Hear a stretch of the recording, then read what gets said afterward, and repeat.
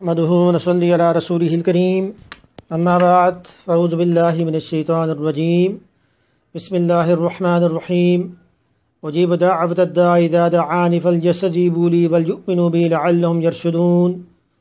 میں پکارنے والے کی پکار کا جواب دیتا ہوں جب وہ مجھے پکارتا ہے، بس مجھی سے مانگو، مجھی پر ایمان لاؤ۔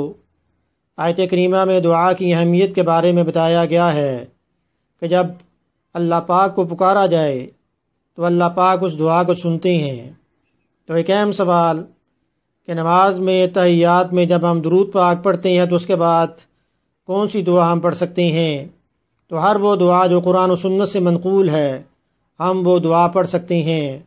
مثال کے طور پر ابوبکر صدیق رضی اللہ عنہ نے نبی اکرم صلی اللہ علیہ وسلم سے پوچھا کہ آپ مجھے کوئی ایسی دعا سکھلا دیجئے جو میں نماز میں پڑھا کروں، تو آپ صلی اللہ علیہ وسلم نے فرمایا قل اللہم انی ظلمت نفسی ظلما کثیرا ولا یغفر الذنوب الا انت فاغفر لی مغفرۃ من عندک وارحمنی انک انت الغفور الرحیم۔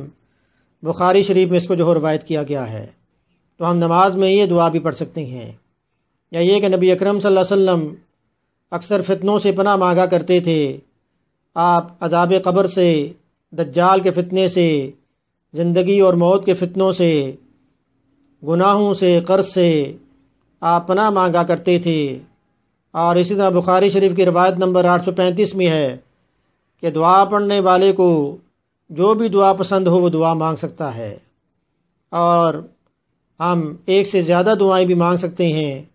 مثال کے طور پر کسی نے رب اجعلنی مقیم الصلاۃ یہ دعا پڑھی، اور اس کے بعد دوسری کوئی بھی دعا جو قرآن و سنت سے ہے وہ بھی پڑھ سکتے ہیں، وہ بھی مانگ سکتے ہیں۔ تو ایک سے زیادہ دعائیں ہم نماز میں پڑھ سکتے ہیں، اور یہی مفتیٰ بہ قول ہے، اسی پر فتویٰ ہے۔ تو دعا دل سے جو نکلتی ہے اثر رکھتی ہے، پر نہیں طاقت پرواز مگر رکھتی ہے۔ اللہ پاک عمل کی توفیق عطا فرمائیں۔ ویڈیو سننے کے بعد اس کو آپ شیئر بھی کریں تاکہ یہ ہمارے لیے صدقہ جاریہ بن جائے۔ اللہ پاک عمل کی توفیق عطا فرمائیں۔ وما علینا الا البلاغ المبین۔